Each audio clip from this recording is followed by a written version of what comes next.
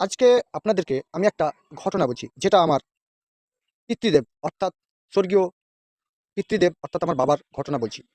ঘটনাটি মন দিয়ে শুনবেন, এতে অনেক শিক্ষা পাবেন।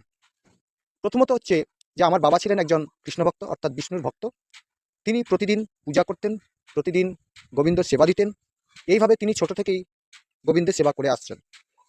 একদিন তার চিন্তা হলো যে তিনি নারায়ণ শিলা, যাকে আমরা শালগ্রাম বলি, তার প্রতিষ্ঠা করে তার সেবা দেবেন এবং গোবিন্দকে তুষ্ট করার চিন্তা করলেন।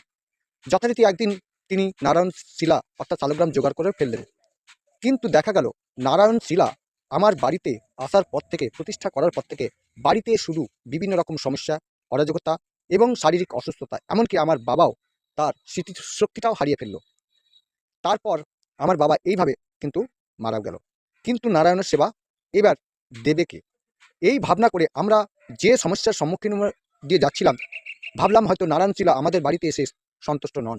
তাই তিনি আমাদের বাড়িতে এইভাবে বিভিন্ন রকম সমস্যা, অরাজকতা, অসুস্থতা আসছে। তাই আমরা কি করলাম, সেই নারায়ণ শিলাকে আমরা গোবিন্দ মন্দিরে রেখে এলাম। তারপর থেকে আমাদের আবার বাড়িতে স্বাভাবিক রূপ নিল। তাই আপনাদের জানাই যে বাড়িতে যে কোনো দেবতার প্রতিষ্ঠা করলে সেই প্রতিষ্ঠা ভালো করে আপনারা জানবেন, এবং যদি সন্তুষ্ট না থাকেন তাহলে আপনার সেই প্রতিষ্ঠা সফল হবে না, উল্টে আপনাদের বাড়িতে কুফল দেখা দেবে, সুফল নয়। ধন্যবাদ।